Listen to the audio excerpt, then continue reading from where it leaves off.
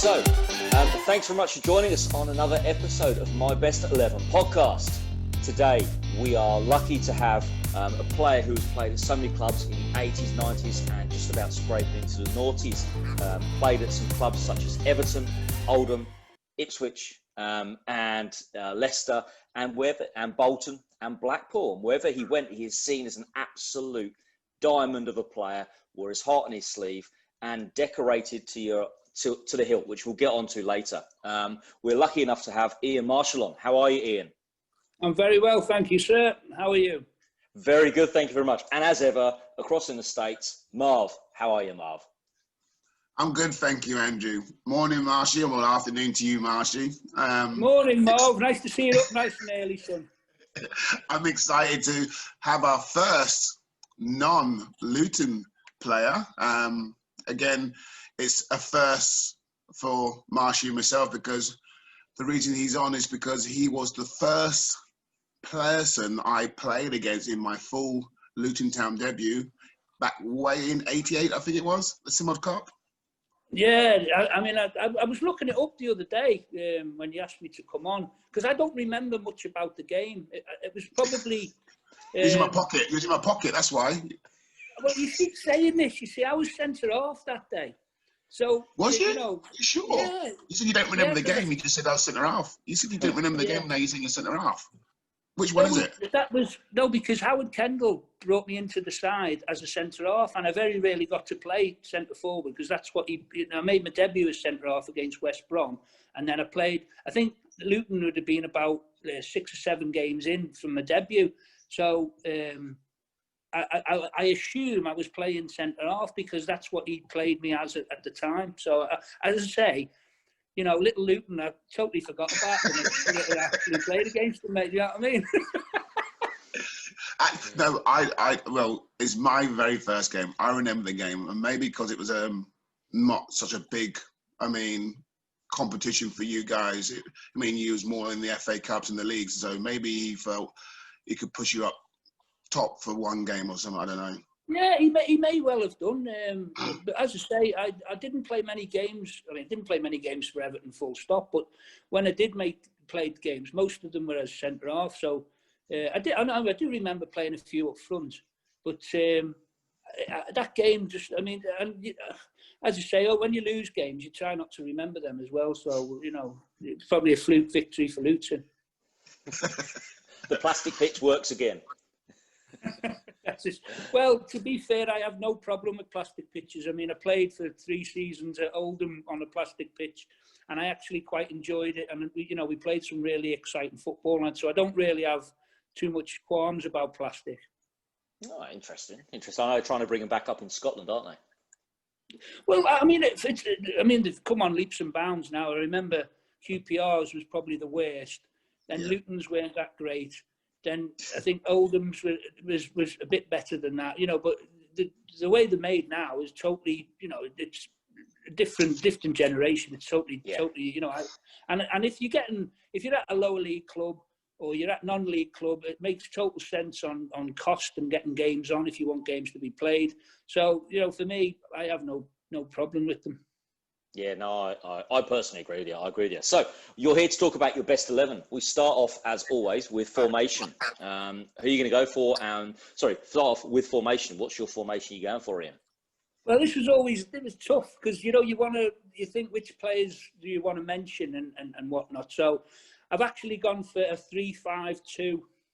Whoa, a 3-5-2. Okay. Yeah, and it's a bit of a cheaty formation as well, because I've got someone in my 5 is probably more of an attacking player than a defensive player. So I thought, looking at the teams I played for and the players I played with, it was easier to mention centre halves than full-backs who stood out, if you know what I mean. So I think that was the reason, and I could get away with playing 3 centre halves, and I'd struggle to pick better full-backs than centre halves, if you know what I mean. That's what I thought. Yeah, well, it's your team, Marshy. You can do what you want. Yeah, definitely. True. Definitely. There's so many, when you're asked this question, there's so many players you'd like to pick, isn't there? for different reasons, obviously. So I put together a team that I thought, you know, some people will probably question some of my selections, but I've got to look at, like, when I was playing, it's like Everton. It'd be quite easily to pick the Everton team because they won the league twice, the FA Cup, the Cup Winners' Cup. You know, so if you were looking at a standout team, it'd be definitely them. But I've picked a few players, obviously, from that team. But there's no way, you know, I like to pick some players who I played with, who made an impact on me, made me a better player, and things like that, I think. Yes, it's definitely a team game. And as you say, it's something which hopefully you enjoyed thinking about. I know a lot of our guests have said that, and like you say, it's about making a team rather than pick the best 11 individuals. Yeah, that's definitely it. It's a team that I think, you know, I put together that I think would work quite well together. Awesome. So we'll move straight in. Goalkeeper. Well, there was two goalkeepers I went for. It was, when I say two, it was quite easily to pick the winner, but there was two in contention.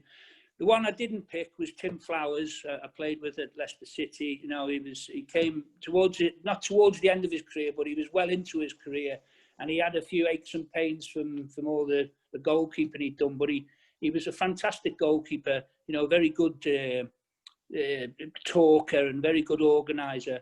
But the number one player that I had to pick, you know, he stood out a country mile. I thought he was the best goalkeeper in the Premier League, and he still has been the best goalkeeper in the Premier League ever since I've been a player. Was Neville Southall, correct, mate? Yeah. Excellent. Go on, Marv, I'll let you grill Neville Southall since you probably played against him a few more times. No, well, I mean, because we just spoke about it there. Marshy playing, well, again, which is rare today, playing centre half and as a centre forward. I mean, as a defender myself, I used to enjoy playing. I mean, God bless him now, Les Seeley. I mean, again, was very, I don't know what Neville was like, but Les was very vocal and like told you how it is, right, and didn't pull no punches. Like, you know, he'll literally like go through you like a fine tooth comb, basically, if you didn't do the job or mark the near post or whatever. Was Nev the same in a bit? Yeah, Nev was, he was, you know, he had the other thing that impressed me about Nev is his work ethic was second to none. His training, you know, he worked his socks off every single day. You know, I've never seen anybody work as hard as him. And I don't know whether you've seen him of late. You'd probably see why he hasn't done any training now. He's as big as a house, mate. You know what I mean? Because no, he is as big as a house. But when he was playing football, I've never seen anybody work as hard at the game than him. You know, obviously specialist goalkeeping training, but it was amazing what he used to do. Oh, and then in games he used to pull off fantastic saves. And you know, I'd say the only person who would compare with him is Peter Schmeichel in goalkeepers, and I still think Nev edges him in my book. Okay, interesting. And you obviously coming through as a young player, obviously sometimes playing centre half, sometimes playing up front. What was he like to help you kind of settle you? He was, as I said, as Marv said, he was a very encouraging guy. He always talked you up, but he definitely pulled you on your mistakes, or if you weren't doing the job he wanted you to do, he'd be telling you where to go and what to do. But you know, he was a great professional, and really admired, as I said before, his work ethic and his organisation. And then, you know, he pulled off fantastic saves, which is, you know, put his money where his mouth was. Fantastic. And obviously spent a lot of time at Everton. Do you think he ever wanted to move anywhere else or try himself anywhere else? No, I think he loved it at Everton. And he loved it. I mean, one of the things when we were talking about picking the team, and Everton are a standout team that I played for because of what they achieved and what they won. But they were more of a collective than individual players, I always thought. There was, you know, they had great individual players, but they were a better team than they were individual players, if you know what I mean. When they all split up or they all left and went on their merry way, they were never as good as they were at that team. It just seemed to click. Howard Kendall seemed to put that team together, and every player just clicked, and it worked so well for them. Fantastic. So we'll move on to your abundance of centre-backs. Yeah, I mean, this was very, very tough because I thought about playing a flat back four, but I struggled really to pick out a standout left back, in my opinion. So right back, I would have picked Gary Stevens at Everton because the ex-England lad, he was a really good professional, really great athlete. But I just thought I'd go with centre-halves because I could have named 6, to be honest with you. I had John Walk in there, I played at Ipswich, who was a fantastic professional. But when I played with him, he was like coming to the end of his career. He was 36, 37, and he was still, holding his own in the Premier League, which was fantastic. I've got Matt Elliott, who I thought about picking, played with him at Leicester, and Gunny Bergson, I played at Bolton with, who, again, another fantastic centre-half. Yeah. But the first one I picked for his pace and his guile and his tackling would be Earl Barrett, who I played with. Yes. Who I played with Oldham, who was a great defender, not the best footballer in the world, but a fantastic defender, fantastic recovery player. If he would last-ditch tackles and get them back to help you out. So he was my man in there for a bit of pace. And the other 2 lads I had alongside him were 2 fantastic organisers and 2 fantastic captains. And one was Kevin Ratcliffe at Everton, and the other would be Steve Walsh at Leicester. Both fantastic club men. And I say, as captains, they were fantastic leaders. And the pair of them, they'd run through a brick wall for you if needs be. And they never told you to do anything that they wouldn't do themselves. Looking at the 3 of them there, like you said, Earl, I mean, very, very quick. I remember Steve Walsh, aggressive in the air, strong in the tackle, and Ratcliffe was very similar. Yeah, I thought you might have gone for Matt Elliott, just for a little bit of guile, maybe. Because I remember him being very comfortable on the ball. As I say, Matt was in there, but when I had to pick down, I just look at what Walsh achieved. He was he wasn't a one-club man because but he was, he was there for a very long time. And I always remember when we got to like the League Cup final, he was on the bus as we were travelling to Wembley, and he was cheering everybody up, and he was a real leader of men. I played under Matt when Walshy sort of moved on, and Elliott was captain. And whereas Elliott was a great football player, he was nowhere near as good as a captain or a leader as Walshy was, and that's why I picked him. I liked that. I personally like that in a player. I liked someone who maybe not the most talented footballer in the world, but he was, as a leader and as commitment, he was a fantastic player, a fantastic person to have on your side. No, definitely. And Steve Walsh, as you say there, obviously you still have quite a lot to do with Leicester at the moment. Is it something that you feel that he's in a league, the League Cup game? So going back to that, obviously with Leicester time, quite heavy links to Leicester still. What are your memories of that day? I mean, and the game itself, obviously with Leicester. Well, it was fun. It was a fantastic occasion. I've spoke about it quite a few times, to be honest, Andrew. And whereas it was a great day for Elliott because he scored 2 goals against Tranmere to win it. I was substitute because I'd been injured for a long time. Well, not a good month or 2, and fortunately O'Neill named me on the team sheet, and I only got to play probably 10 minutes at the end of the game. And we won, and it was a great occasion. But I always felt I wasn't really part of that. The win. I was part of the team, but I wasn't part of the win, and it took a bit away from me. Obviously, I celebrated and it was great. But when you ask me about the football match, it's sort of like, well, I didn't really earn it. I wasn't really involved that much to earn the victory, if you know what I mean. Yeah, and then compare that to the Blackpool game, obviously lifting the trophy.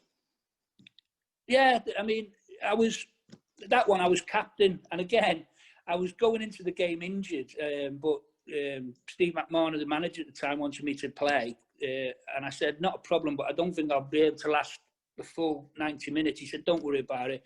So started the game, and we were on top from the start. We went into a early big lead of 2 or 3-0, and we ended up winning. I came off obviously injured in the second half, but that game, you feel like, even though it's only the sort of like the Football League trophy, it's not the Football League Cup. It was still a fantastic achievement, because I was captain that day, which I didn't get captain many times. I don't think most managers trusted me, do you know what I mean, to be captain. So, but I was 36 at the time, so I think they obviously thought I've got a bit of experience under my belt. So, yeah, it was a fantastic personal achievement for myself. I was made up with it, and I'm pleased with the performance, yeah. And was that Wembley or Millennium? That was at the Millennium. Yeah. Yeah, which I actually preferred. I mean, I've never played in the new Wembley, but I preferred the Millennium to the old Wembley. It was a much nicer stage, and the atmosphere was much better as well. No greyhound track to separate you two. Exactly. Fantastic. Archie, just going back to the Leicester League Cup. You was injured. Would you have been disappointed if you'd not been named sub, or would you have been like, well, I'm not fit? So I was fit, but I hadn't played any games, so I was disappointed. I would have been disappointed if he hadn't named me, because I was quite an integral part of us getting there, if you know what I mean. I've scored goals in previous rounds and helped get us through. And, if he hadn't named me as a sub, I would have been disappointed. But, I can't say it was at the kind of the start, because he was a bit of a weirdo, old Martin. But, full marks to him on that. He named me in the squad, and I got involved. Oh, fabulous. So what we're going to do is we're going to pause there, and then we'll be back after the break to hear about this, the 5-man midfield and the 2 strikers from Ian Marshall. So we'll be back after this advert from our sponsors. Great. So we're back for part 2. So far, we've got Ian Marshall naming his best 11 team. So far, we have Neville Southall, Earl Barrett, Kevin Ratcliffe, and Steve Walsh. And we'll hand straight back to Ian to talk about his midfield in any order you like, which way is the best way of doing it, whether you've got holding midfielders or what you're looking at. We'll hand over to you, Ian. Yeah, well, I'm going to go with the 2 wide men, sort of wing backs or whatever you want to call them. It was quite easy on the right-hand side. It's Trevor Stephen of Everton, who I played with him at Everton. A fantastic winger, more probably an attacking midfield player than a defensive midfield player, but was very, very intricate part of the Everton winning team, winning the league and the FA Cup. And he was a fantastic player. As I say, I might have put Neil Adams in there who played with Oldham. He was a great lad, but I think Trevor Stephen, played for England, went on to play for Rangers and won loads of stuff when he was up in Scotland. So he would be my choice, right-hand side. Just like you said, playing for England, he played for England, and I remember again a little bit, probably just before I got involved in the team, he was probably the first sort of like quality wide person who used to quash the ball on the run, like, you know what I mean? On the run, he used to do it on the run constantly rather than standing still. He'd be one of these players who'd whip a great ball in on the run, as they say. And he, he was very fortunate that he had Andy Gray and Graham Sharp to put the ball on their heads, because they were 2 fantastic headers of the ball. Oh, and as you say, so did you ever play in a Liverpool derby yourself? Yes, I did. I always remember, because for me, growing up, I'm a Liverpool fan as well. So, so I played for Everton, and for me, it was the biggest game in the world. It was bigger than the World Cup. It was the biggest football match for me, and I probably got overawed by it all when it came. And I remember playing at Goodison Park, and I was playing against my hero, who was Kenny Dalglish. I was actually playing centre half and having to mark him. And I remember Mark and Rushy, they kicked off. They had the ball, possession. They rolled it into Kenny, who stuck his arse in me. You know, that was what his best thing was. He didn't have a real turn of speed, but he was great at holding people off and turning people. Stuck his arse in me, controlled the ball, laid it back to Ian Rush, and he spanked it in the top corner after about 2 minutes. And we were 3-0 down at half-time, and I always remember, because it was the big game, obviously, for me. I always remember going in changing rooms at half-time, and I got the shepherd's hook off Howard Kendall. He said, "Come and sit down next to me, son." He said, "I'm not blaming you. You've played really well, but, you know, they're on top, and I've got to make a change." So he took me off.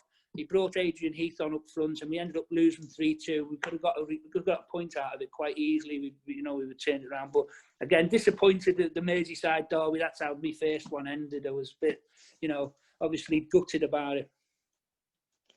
It would have been awesome to be in there. And obviously you played in some other derbies. How would they rate compared to? I know you say it's for you because of the Liverpool connection. Obviously, you're going to kind of say it's the biggest one and the best one. Other derbies you played in, do they come close? Or I know it's an awkward one as well because they're big for those fans, and a lot of fans who aren't those clubs don't get it. Totally. Well, I always think what's name was a massive derby, and it still is for me, even though they're not in the top tier anymore. But Norwich Ipswich was you know the rivalry there, even though there's quite a few miles away from each other. It's a massive rivalry, and you know that was quite big. And I was fortunate to play on quite a few winning Ipswich teams against Norwich, so I was quite pleased with that. On the other teams that I played for, you know, I don't really know. Bolton, Blackburn, was it? I don't think that's massive. Or Bolton, you know, they're struggling to match a team for me again in a proper derby. Oldham, Blackburn was the same. It wasn't really, you know. I used to like to think when we played Man United at Oldham, that was a derby, but it really was, you know, Goliath against little Oldham. What about Leicester? Who was Leicester's local one then? Was it Villa? Well, Leicester's derby, which is quite, you know, they like to beat Derby, and you've obviously got Nottingham Forest as well, who were in the mix. But again, for me. It's funny, ever since I've been playing and all the way up, there's very rarely that they ever seem to be in the same league as each other. Do you know what I mean? In the Premier League, that's Leicester. You know, when Leicester in the Premier League, Derby and Forest tend not to be, and vice versa. When Leicester dropped out, one of the others had come in, and it was always a bit of they always missed each other. But you know. Them games, I don't think any of them were anywhere like the Liverpool, Everton, or the Norwich and Ipswich. I think those two are very, very, you know, like the Manchester United, Manchester City. I think them are very, very, they're the proper derbies for me. Sunderland and Newcastle as well, that sort of thing. Yeah, oh, excellent. So moving across to the left, which will be quite intriguing, a left wing back. Well, this was quite tough because I had three choices. I had Steve Guppy. Yeah. Steve Guppy. I had Kevin Sheedy,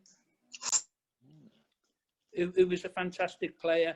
But I went for a lad who probably a bit unsung, but was fantastic for me when I played up front. And he was one of the best crossers of a ball I'd ever seen and ever had the joy to play with. And he did his fair share of defending as well as a left wing back sort of thing. And that would be Rick Holden. Yeah. Okay. I would have predicted Guppy. So. I was going for Guppy. I was going to say Guppy as well. I mean, but what's the difference between the two? What swung you? He was up there, but I just thought, for me, like as I said when at the beginning of the show. It's not just about players and players' ability. It was about how it involved me and how it benefited me having these people in my team, if you know what I mean. That's why I mean, and he was a good player. He was an unsung hero, but he was a very good player. And as I say, one of the best crossers of ball I've ever seen. Fabulous. So obviously part of that team then. I'm assuming we're going to move into the centre of the midfield, and we're going to have quite a few Leicester and Everton puller of strings, I would have thought. So we'll wait and see who have you got in there. That's why I've thrown someone in who no one would probably pick. Two people I was, a mention would be Nick Henry and Mike Milligan, who were the centre-halves when I was at centre midfields when I was at Oldham, and they were affectionately known as the yard dogs. So obviously they don't get in the best team I've ever played with, but they were, as a combination, they did a fantastic job at Oldham, and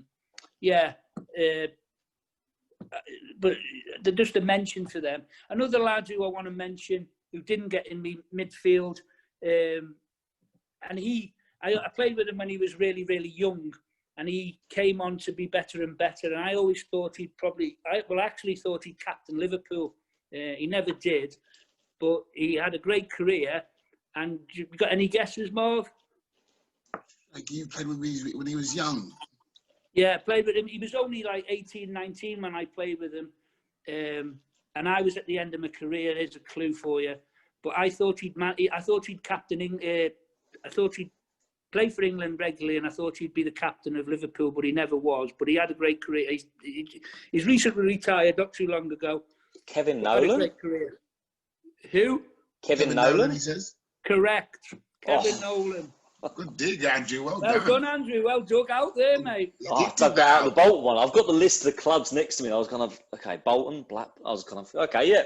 What's he look? Yeah, he's got quite a bit of a lot to say for himself, from what I understand. Yeah, well, I thought he was a very good football player, and he's a great lad as well. And he had a fantastic career. I Newcastle, West Ham. I always thought he could have played for one of the top clubs. I thought he would have played for the Liverpool.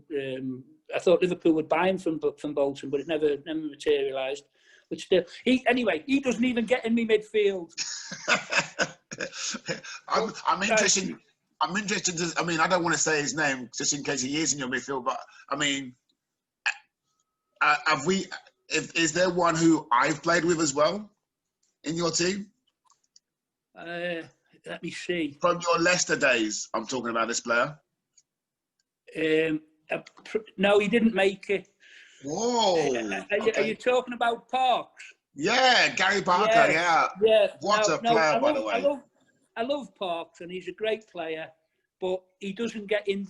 As I say, that's why I went for the that's fair. Because it's very, very difficult to pick. Maybe I should have gone for a diamond and I'd have been able to throw an extra one in. But anyway. Go on. Who we got? Let's go. I'm going to go for two Oldham midfield players. One would be Peter Reid, who I played with at Everton. Again, never lit up football matches, but was always dependable. And he was always for me an 8 out of 10 on your team performance. He never was the 9 or the 10, but he was always an 8. And again, fantastic player, a fantastic bloke, Scouser, so it always helps. He'd be one holding one, and the next holding midfield player I would pick, and not many people would pick him, but I played with him in a team when we weren't that good, to be fair, and without no disrespect to the other players, I used to think that me and him were probably the best players in the team, and and kept us in the Premier League for a short stay, and that would be. Hold on. Is that? No, I don't think I'm trying. Do you know Andrew? I think I was going to guess someone, but he's too young. I was going to say Savage. I wouldn't pick Savage if he was the only midfield player on the planet, mate. Did you play with it? I can't Robbie think. Savage. Would you have played with Robbie Savage? I played with Savage, yeah. Yeah, he's played with Savage, but he's not. But what's wrong with Robbie Savage? Hold on. What? What's wrong with Robbie Savage? He's not. Other than him not being a very good football player. I mean, listen. If you want a player to do what he did, then that's fine. But if you're talking about my best 11, he don't get in my best 11. Right. No, but He don't But, get in the best 33. He probably don't get in the best 55, mate. Never mind that. So, because I'm thinking not a lot of people would, like you just said there, would pick Savage, and you said you're going for someone now who probably only because Neil Lennon. I'm going to go Neil Lennon.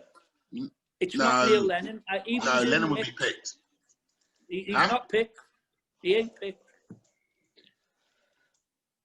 As I say, when I picked my team, I thought about, I didn't want to just pick all from one team or two teams. I wanted to try and as many. Obviously, the teams that were like Blackpool, who were down in Div 1 when I played for them, I haven't picked anybody from them because they can't be better players. There's better players than them who would play. But if you don't know who it is, you want me to tell you? Yeah, go on. No, hold on. Right, so I'm just gonna get one more guess. Hold on, right? Because he's a fantastic player, but I don't think him as a holding midfield player. But you might do, so I don't know. I'm gonna say Muzzy. Is it? Muzzy is in my midfield, but it's not him. Okay, right. Muzzy's my attacking midfield player. That's why I thought. Yeah, but I wasn't sure. I mean, again, he go on. He's gonna have to tell us. Well, we'll talk about Muzzy then first because you've picked him and you know about it, that's right? True. So, go on. And I'll give you a little bit more time to think about the other lad. That's true. Right, so Muzzy, obviously Turkish international. I thought at the time he could have played for England, but they didn't come knocking, and Turkey did. And obviously he went to the World Cup with them and made a couple of appearances there. One of the most gifted footballers I've ever played with, as in ability and skill.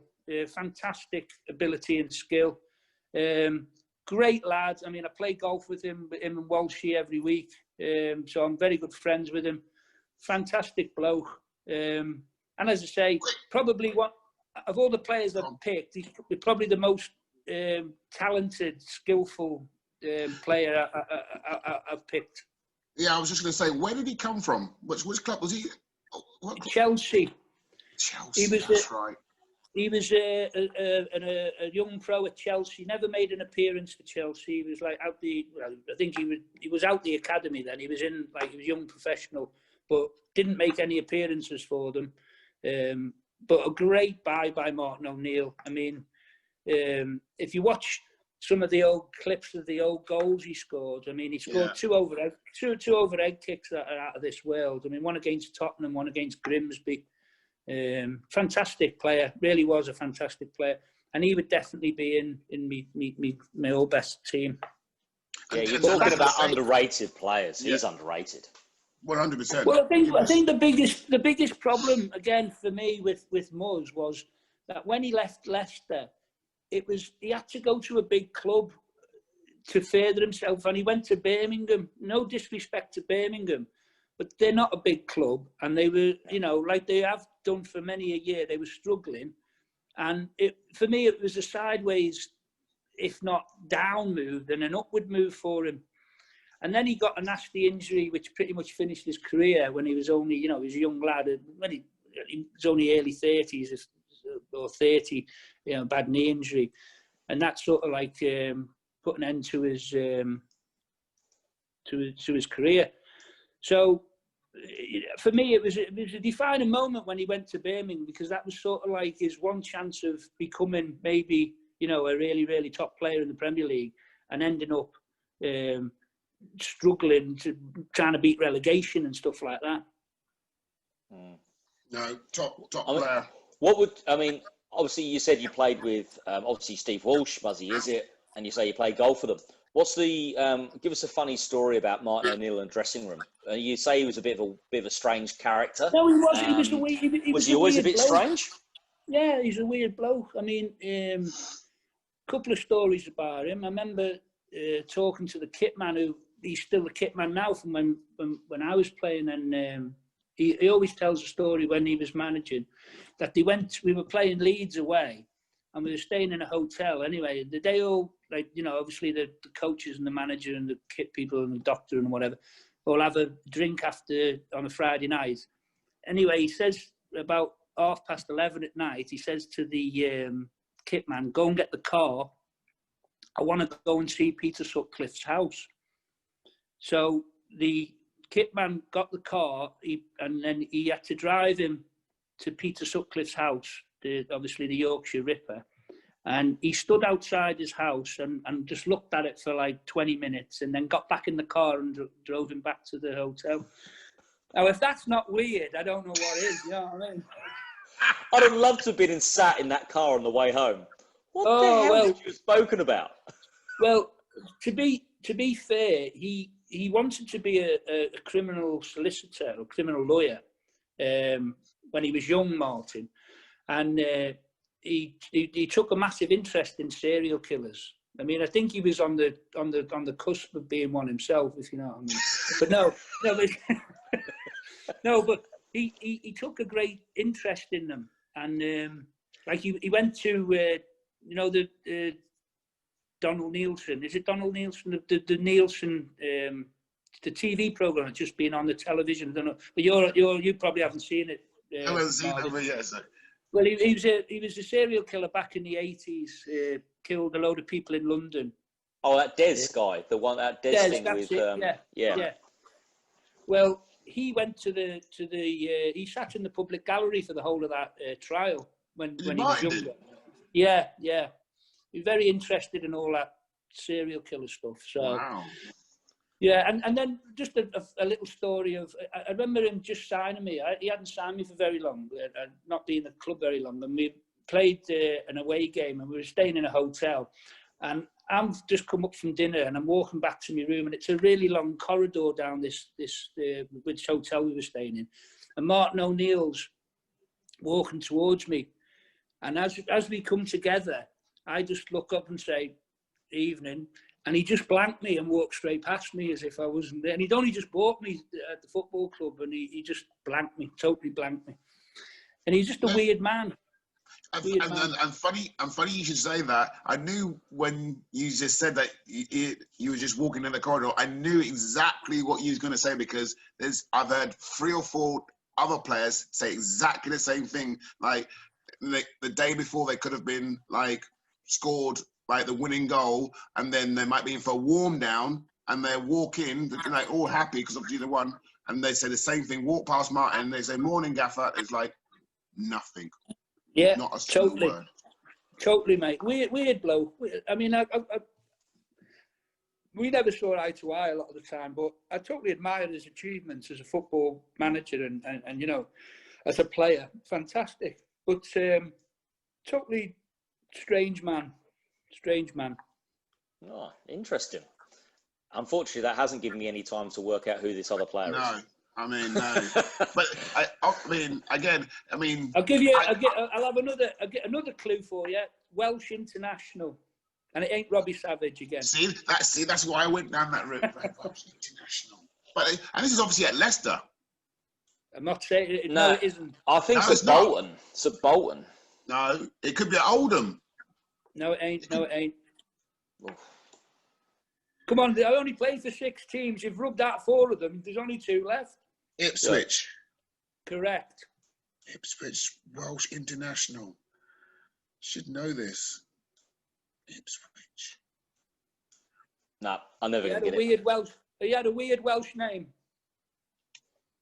Jones. Davis. No. No, his first name was weird. Oh, you and Robert? No, he played for Norwich, and he was a centre forward. No, you'd have to tell us. You have to tell us. Geraint Williams. Oh yeah, yes. Geraint Williams. Fantastic. Was he at Colchester as well?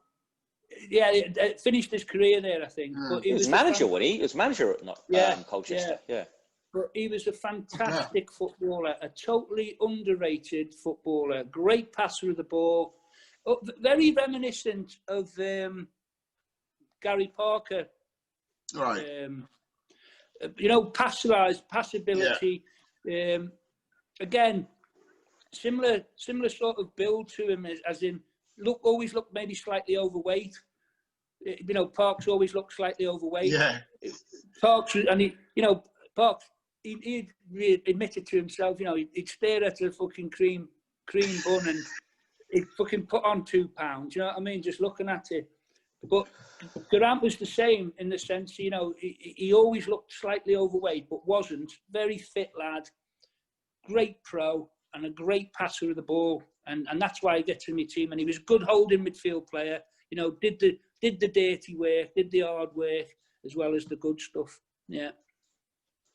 Awesome. Do you think people like Peter Reid and Geraint Williams would be more appreciated in the modern game because of this kind of the belief of the box-to-box midfielder? Do you think they would be?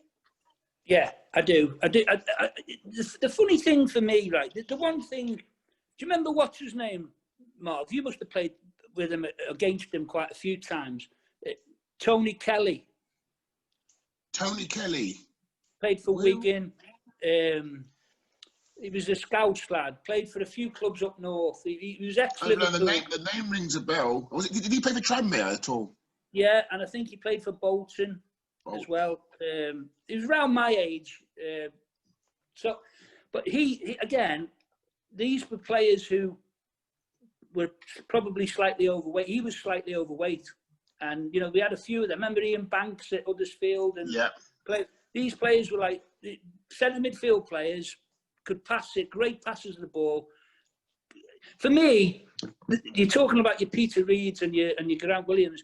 If you can pass the ball and control the ball in the pitches that we used to play on, you can't tell me that they won't be able to do that on pitches that we've got now.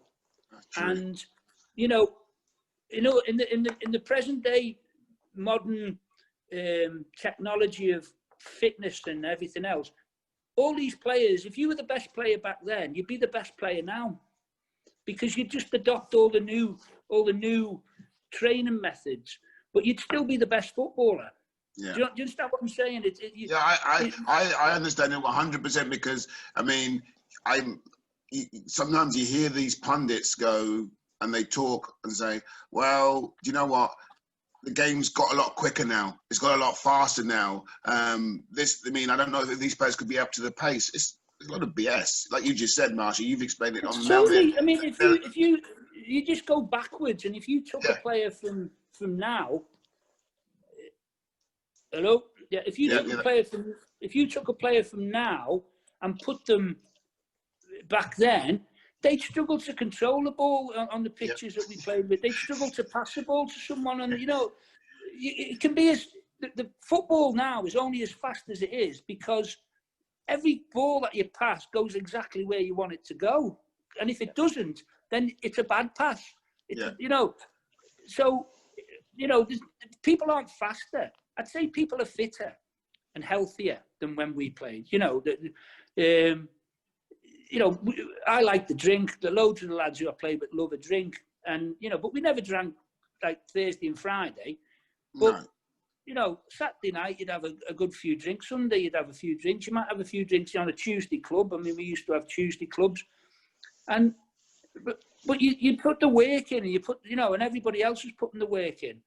And I do think you probably wouldn't drink as much if you were playing now. You'd adapt to the way things are.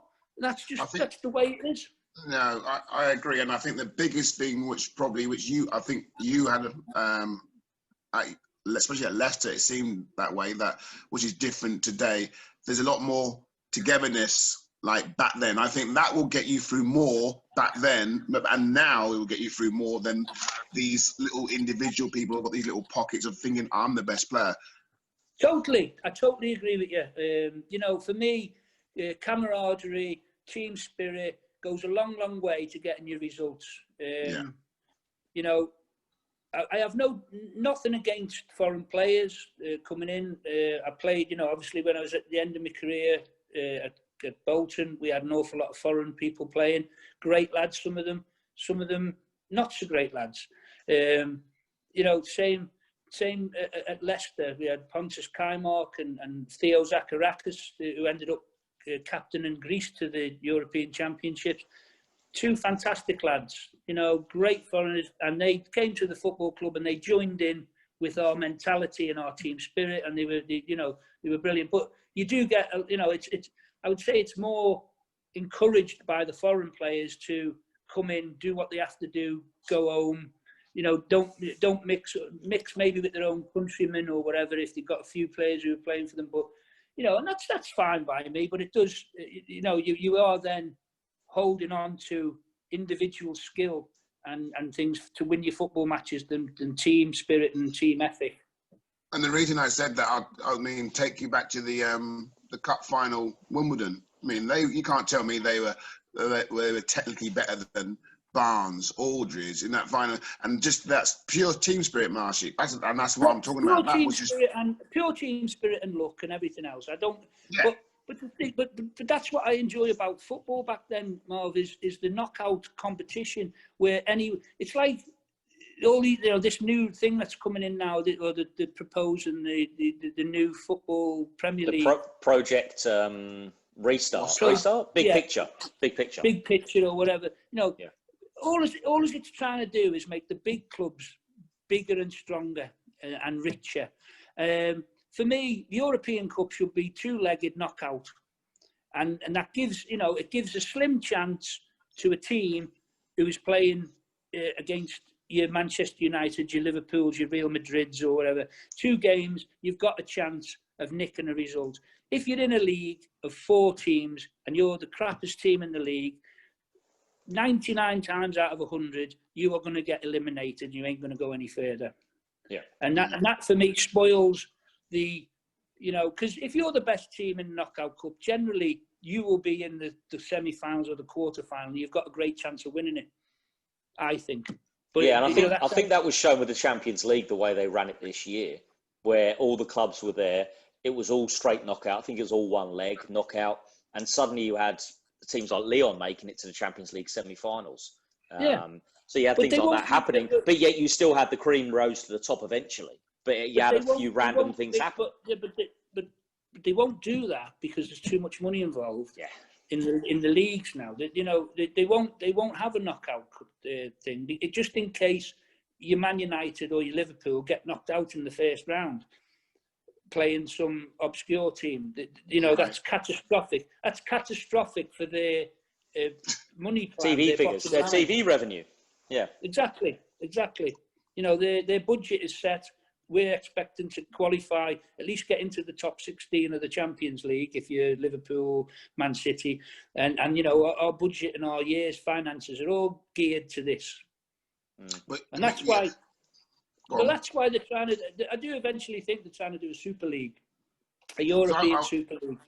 Because I was going to say the cup competitions here now. Well, here, I mean, over there in the UK, like the Little's Cup, obviously when Luton won it, is the League Cup, and the FA Cup. Those 2 cups were big cups which teams wanted to win.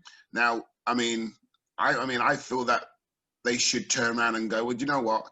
We're going to throw in a big, like, say, Champions League for the FA Cup. Now, you're not going to get those teams now playing, those Man Uniteds and those Chelseas playing their reserve teams if they know that there's a big, like, competition you could qualify in Europe in that respect, and it's going to make it much more interesting, that cup. I think Marv, I think the biggest problem, or not the biggest problem, but one big problem about the FA Cup, I think the total prize money for the winning team is £1 million, which is a fraction of what you get from just literally qualifying for the Champions League and playing in the group stage. So, until the prize money, and as you say, a big reward for winning it increases, teams aren't that bothered about the FA Cup anymore. I mean, and I dare say in the next 3 or 4 years, the League Cup will vanish. It'll just go. Well, I think if it's the League Cup, that's only fair though, because I mean, you look at the Luton Man United game that I watched a few weeks ago. Even Luton pay out a reserve team. So if you've got the Championship teams putting out a reserve team, you kind of then can't have a total go at the big clubs for doing exactly the same thing. So yeah, but it's only, I think it all stems from the big clubs doing it, and then now the trouble is there's such a difference between Premier League and Championship and Div 1, Div 1 and Div 2. There's such a gap that you can't afford, if you're a Championship team at your budgets, to be to get relegated and be in Division 1. You can't, it's just the same as a Premier League team going down into the Championship. They can't afford to do it because the budget is set and what we're expecting and the wages we're playing. It's unreal. No, I agree. We've gone off a bit tail there. Where are we? Where are So we? we're up to strikers. Back to me forwards, mate. We'll go to me forwards. Forwards, yes. Right, I've got two, and I was going to pick. I've got a third player who I would have picked, but I've gone for the other two for reasons. Have I played with one? Have you played with one? Scruffy. No. No. You don't make it. All right. No. The lad who I didn't pick, who was in the team, was Graham Sharp. A fantastic centre forward, old school centre forward. Me personally learnt an awful lot from him. How to hang in the air, how to smash someone in the nose with your elbow and not get booked or sent off for it. Things like that, which I took on board. Again, Andy Gray was a great example, a great teacher for me, but I haven't mentioned him either. Two fantastic old school centre forwards who, when I was a young lad and learning my career, took an awful lot from them. But I didn't pick either of them. I'll pick the one player I've picked. I don't think you'll get. What? And one player I do think you'll get quite easily. Let's go for the one you don't think we'll get. Okay, I don't think I'm pretty sure he didn't play internationally for anybody. I'm pretty sure about that. Kevin Davis. No, didn't play with him either. Oh, Bolton. I wasn't sure when he joined Bolton. No, I left and he just come when I left. Oh, okay. No, not Kevin. Is he gonna? Did he play for Man United? Yes. Got him. Andy Ritchie. Correct. Andy Ritchie, probably the best goal scorer I've ever had the pleasure of playing with and playing, on the same team and watching. Some of the goals he created out of nothing, fantastic. He had one of the best, hardest shots I've ever seen from a lad. And, it was funny because he got better as his career, as he got older, rather than started off really great. And, obviously started at Man United, a great club, the biggest club in the world, possibly. Went to Brighton, Leeds, and then came to Oldham, sort of on the way down of his career was sort of going down. And he wasn't old. I think he may have been maybe 27, 28 when he came. And absolutely fantastic player. Played up front with him loads of times. Had the pleasure of watching him from the back and watching what he did up front, and just fantastic. Out and out striker, great link-up man. Just a really, really good player, good footballer. And what a lovely guy, by the way, as well. I mean, I met him. I think it was Lilleshall one time, and really, really top guy. Just so nice. Yeah. So, just a great lad. I mean, talk about team spirit again and all that. He was fantastic. One of the players at Oldham, we had an absolutely great team spirit. And he was probably the daddy of the football because he was the oldest at the time. But just a top bloke. So you think I was going to get him then, no? I did. Well, I gave you the clues, mate, didn't I?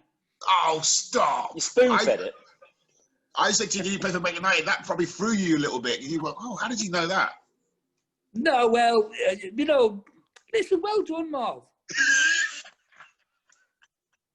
I'm going to have to, just hold on, Marv, because I'm going to have to plug my phone in because I'm running out of juice. Proud of yourself for that one, Marv. I am proud of myself for that one.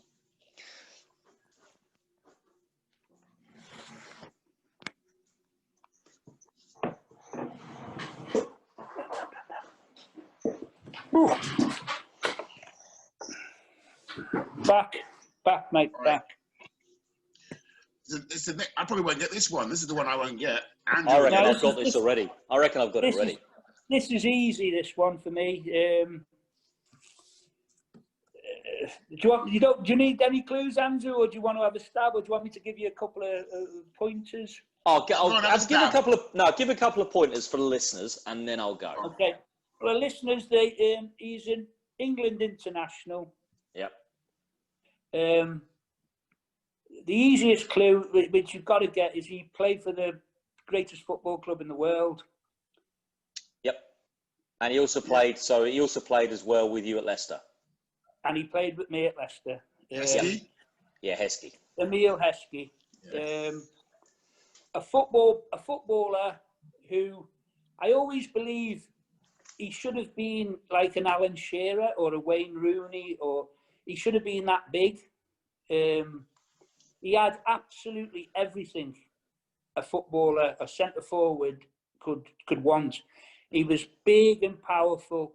He had trickery. He was so fast. Yeah. He had a fantastic shot on him. He was good in the air. The one thing that probably let him down was a bit of desire, a bit of heart, and maybe sometimes he never put 100%. When I say don't believe, not 100% is the wrong. He just never, he was sort of like, for such a big man, if he got a little knock or a bang, he went down and as if he was really like poleaxed, and that's the one thing for me that he didn't. Maybe agency at times when because he could literally at the click of a finger turn it on. There was too many times when he didn't turn it on, if you know what I mean, and he didn't do what he could have done. I do believe he should have been a 20, 25 goal a season player, but he never did. But on the flip side of that, if you ask players like myself who played with him, if you ask Michael Owen. Michael Owen, Michael Owen will say he was the best player he played with, the best centre forward partner he had, because he did so much work for him, and he, got all the glory and the goal sort of thing. Again, I played against Emil, but I don't know him like you knew him. Do you think a lot of what you've just said there, him not being that 25 goal, not being as big as he was, is a lot to do with his personality? Because he comes across as being very quiet and a bit of an introvert. And that it looks like a confidence thing with him. Yeah, confidence. That could well be it, Marv. He was a really as you say, he was a bit quiet. He was a bit timid. But out on the pitch when he was on it, I mean, he doesn't like the nickname, but back in the day when he was a young kid, everyone called him Bruno, because he had the physique of Frank Bruno. He was just a powerhouse, an absolute powerhouse, and and not overly powerful, if you know what I mean. It didn't restrict him in any sort of way. He was as fast as lightning when and he could dribble past people for fun, but he just didn't do it enough. When I say he didn't do it enough, if you have that ability, you're expecting someone to do it all the time, aren't you? I think. Right. So what's that like as a player? Is it frustrating to watch a young player like him? And you've probably seen the hundreds of young players come through. But when you see somebody with that much talent, is it frustrating when you go, he could have done so much with it? Well, it's probably more frustrating for him than it is for me. Do you think he chose then or didn't choose? I mean, if you're saying you reckon it was frustrating for him, he mustn't have been able to choose it. Well, I listen, there's things that you have no control over in your life, I think. And maybe, as we've said, the timid, shy, introverted bit of his character, he couldn't do anything about that. And that's what made him suffer. I mean, listen, if you look at his football career, he's had a fantastic career. Do you know what I mean? He had a fantastic time at Leicester, a fantastic time at Liverpool. He played, I think, over 50 appearances for England. We played in that 5-1 in Munich, didn't he? Didn't he score in that 5-1 game? Yeah, and that was, and I think he created a couple of goals, and he was, that if anyone talks about an England game, that's probably the one that you talk about, isn't it? As a memorable, fantastic England game. I mean, I can remember. I can't remember playing Marv at Luton, but I can remember sitting in the pub watching that England 5-1 game. Do you know what I mean? Yeah.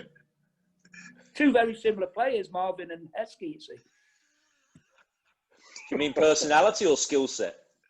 Skill set, mate, skill set.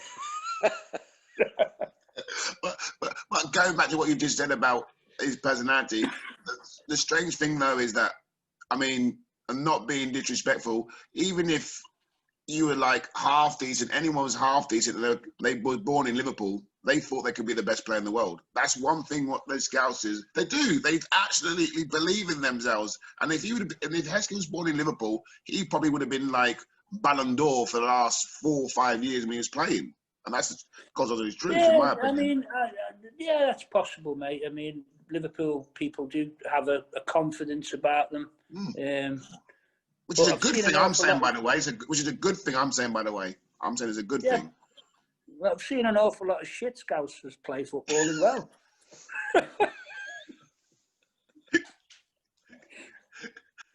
But no. So move on to then. I don't know. Sorry, Gigan.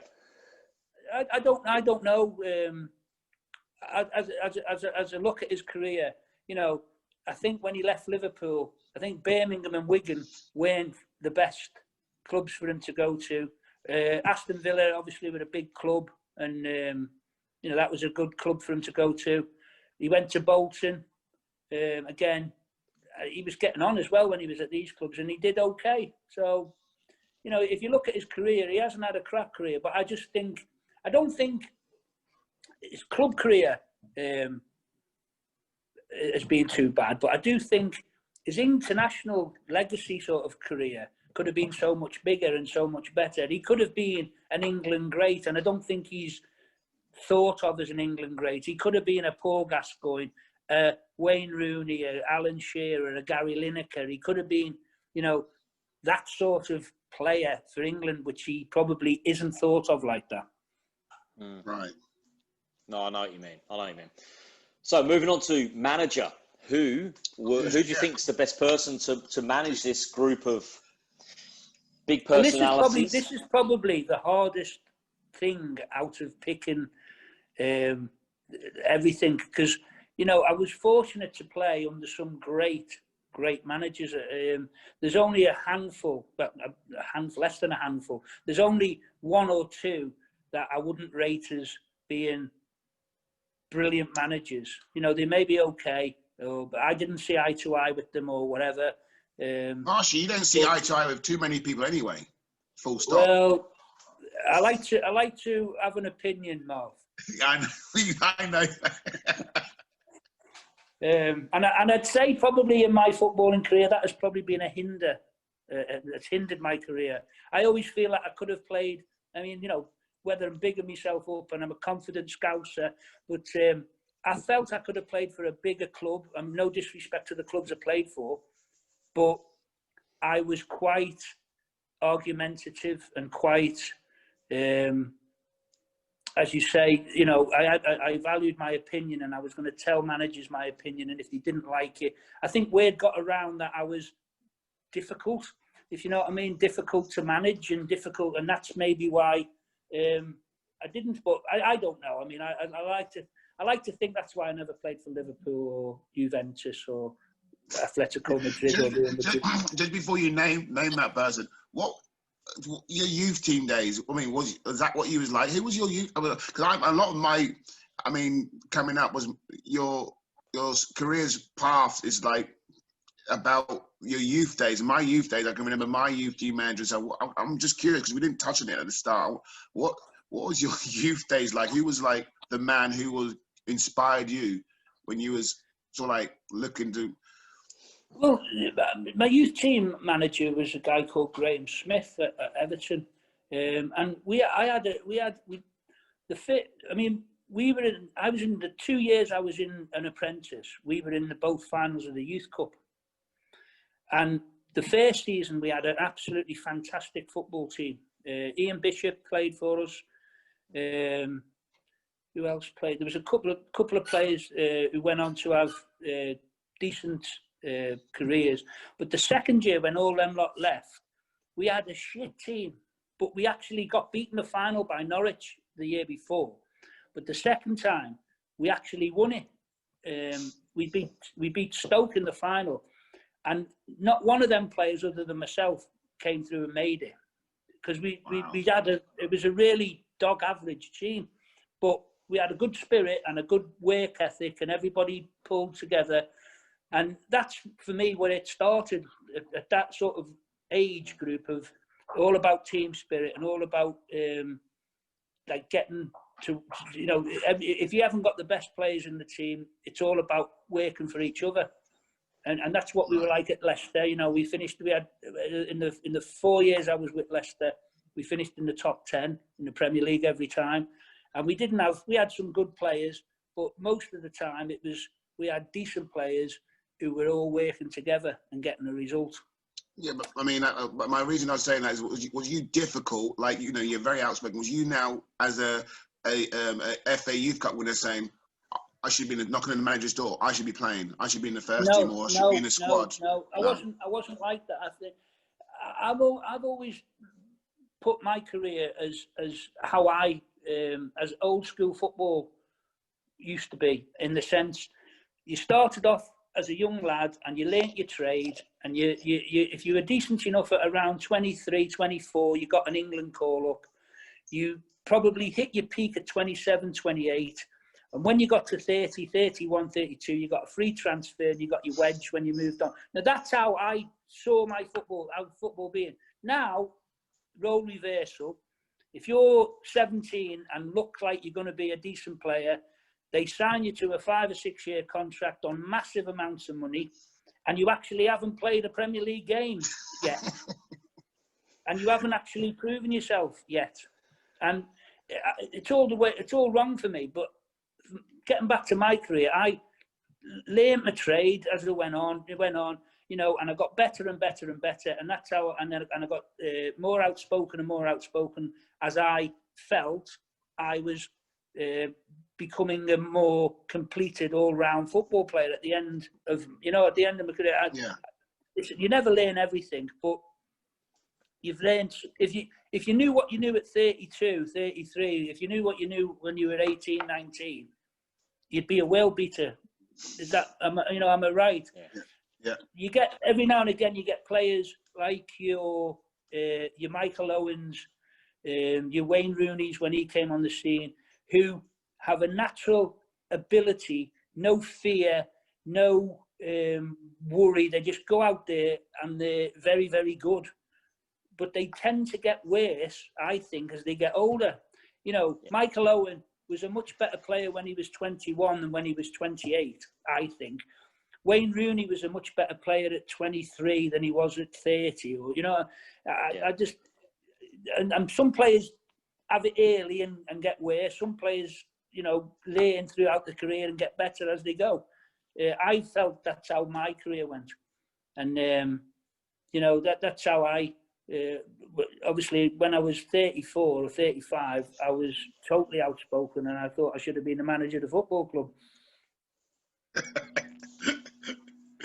Go on, anyway. Go back to your manager. Anyway, this is a difficult choice. Right. So just to go on about my managers, I mean, I had John Lyle, who was a fantastic manager, Joe Royal, I had Sam Allardyce, all brilliant managers. But my top manager would be Howard Kendall. Howard Kendall, for me, was 30 years ahead of his time. Just an absolute fantastic manager, made everybody welcome, total old school, loved to, take the fines off the lads for yellow cards or red cards and whatever, and then he'd take everyone out for a Chinese once a month and, have team spirit and everyone had a big Chinese and a booze up. It was just a fantastic bloke, and, God rest his soul. Really sad and really, I miss seeing him when I used to go up to Everton, because he taught me an awful lot. I would say he was the main influence on my football career from 16 to 20.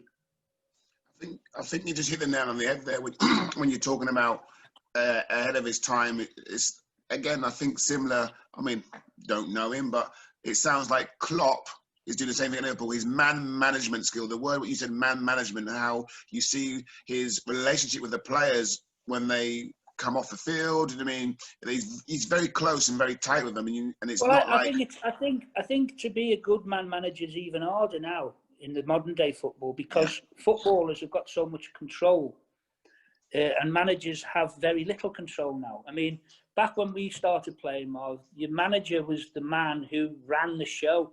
You know, he signed the players.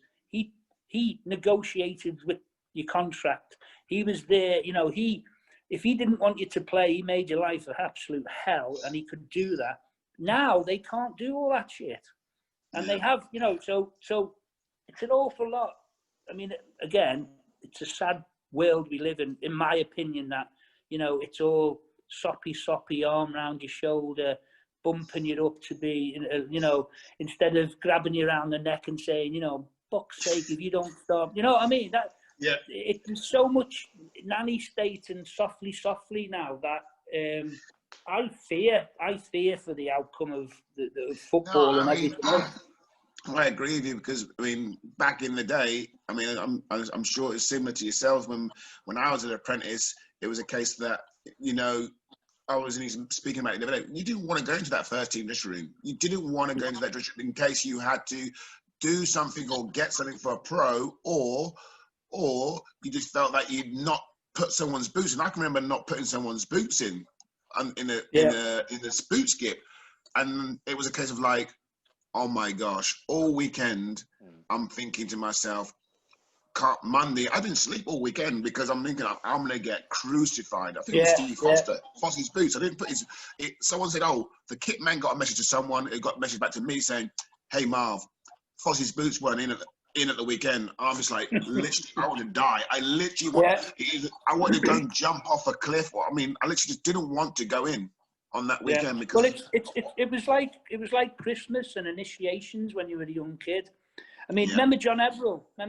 Yes, played for young England. It was like one of the star men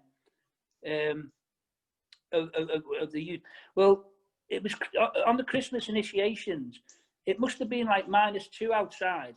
He got stripped and tied to a tree and left out there all afternoon, with no clothes on, tied to a tree.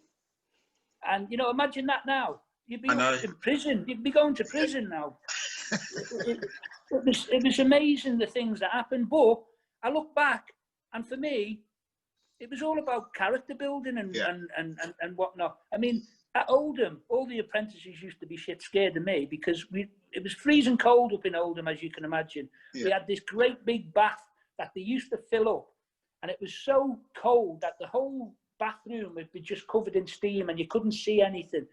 So for me to test the water, I used to pick an apprentice and throw him in the bath, and if he screamed, I knew the water was too hot and we had to put some more cold water in. So whenever I used to come in, they'd all run and try and hide and get out of it, and until someone said, yo, you need to go and take a towel to Marshy or something like that, and they're all shitting themselves. But, you know, that for me was character building stuff, and you know, there was no malice in it, but there was, if you know what I mean. There wasn't. You know, it doesn't matter who it was or whatever. It was just that was what happened.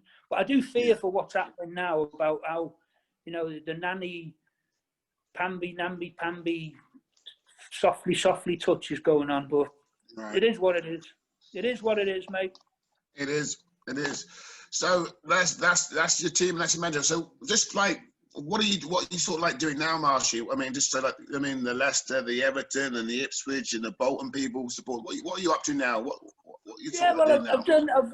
I've had a pretty checkered time since I finished. As you know, Marv, I lived out in Canada for a while. You came over and did some coaching for me. That must be about 10 years ago, was it now, or something like that? You know, I bought a restaurant out there that went pear-shaped. I invested in a property place that went pear-shaped. So came back here, I divorced, got remarried. I'm currently now in this pandemic, which is quite bizarre. I'm importing nitrile gloves and selling nitrile gloves, which is you know, I'm probably the only person who wants COVID to carry on for a while because it's making me a few quid. So you'd say you classify yourself as an entrepreneur? Yeah, well, more like a barrow man, mate, with half a daily or a steptoe or a Del Boy, mate, out of a suitcase. But no, I mean, I wouldn't regret anything I've done in my football career or my life because I've met some wonderful people.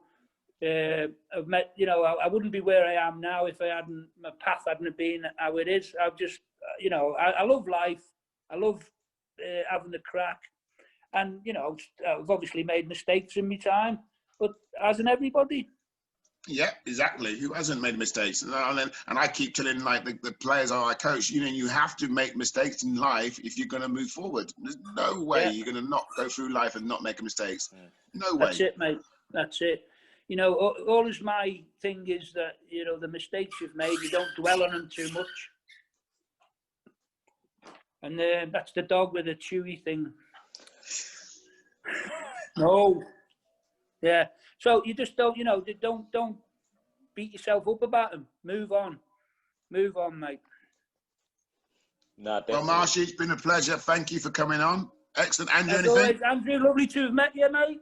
Yes, thank you so much for your time, and thank you very much. And that was Ian Marshall's My Best 11. Thank you so much for your time.